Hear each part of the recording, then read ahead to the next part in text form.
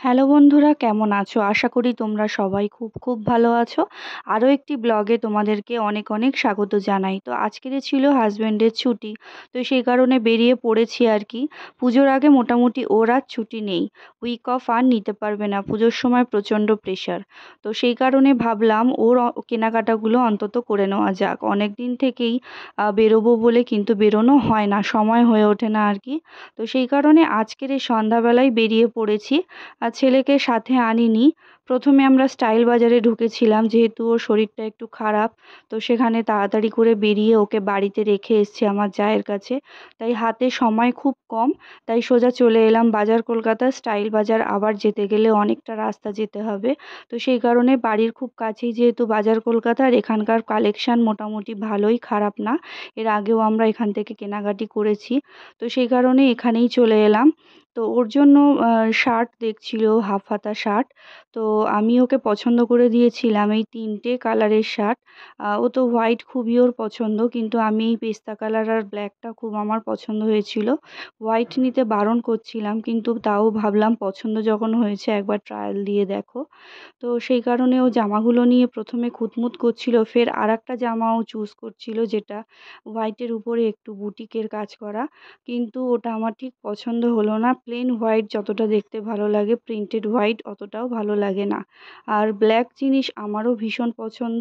তো সেই কারণে ব্ল্যাকটা আমার একেবারেই কনফার্ম ছিল যে ব্ল্যাকটাও নেবেই, আমি জানি। আর পেস্তা কালারটাও আমার পছন্দ, কিন্তু হোয়াইটটা নিয়ে ও নিজেও একটু ডাউট করছিল, ওই জন্য বারবার খুঁতমুত করছিল যে নেব কি নেব না। তো আমি বললাম একবার গায়ে ফেলে দেখো, খারাপ না, কালারটা খুবই মিষ্টি কালার, সুন্দর লাগছে, বেশ ভদ্রসভ্য কালার। আর ও বেশি কালারিং ড্রেস পছন্দও করে না, সবই হালকা কালারের ড্রেস ওর, মানে জামা শার্ট যাই পরুক না কেন, সব দেখতেই পাচ্ছ এখন পরে আছে একটা হোয়াইট রঙের গোল গলা গেঞ্জি।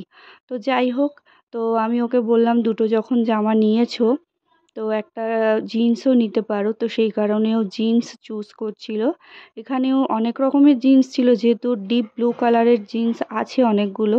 তাই আমি ওকে বলছিলাম একটু ফেড কালার দেখে নাও, যেগুলো দেখতে আর কি ভালো লাগছে, একটু ফেড ফেড যেগুলো। একেবারে ডিপ ব্লু জিন্সগুলো পছন্দ হচ্ছিল না মানে ওরকম ওরকম টাইপের এর আগেও কিনেছে, পরেছে। এর আগে একটা ব্ল্যাক জিন্স ছিল, সেটা খারাপ হয়ে গেছে। আমি বলছিলাম সেরকম হলে না হয় ব্ল্যাক জিন্স কিনে নাও। এরকম ফেড সাইজ হবে, কোমরটা বড্ড বড় লাগছে না? 36 দেখছি এটা, সে আমি জেনে নিচ্ছি। আর তোমাদেরকে বলে রাখি, আমি ভিডিওগুলো করেছি খুবই চুপিসারে, যাতে ওখানকার স্টাফরা বুঝতে না পারে। আমাকে ঢুকতেই বারণ করে দিচ্ছিল যে ভিডিও করা যাবে না, কিন্তু ভিডিও তো হামেশাই অনেকেই করে শপিং মলে, এটা কোনো কথা হলো না। তো আমি বেশিক্ষণ যদিও ভিডিও করিনি, তো যখন ট্রায়াল রুমে ঢুকলো সেখানেই ভিডিও করা বন্ধ করে দিয়েছিলাম। তো চলো, আজকের মতো কেনাকাটি তো কমপ্লিট হয়ে গেল। আবার নেক্সট কবে বেরোই দেখা যাক। ব্লগটা ভালো লাগলে লাইক, কমেন্ট আর শেয়ার করে দিও।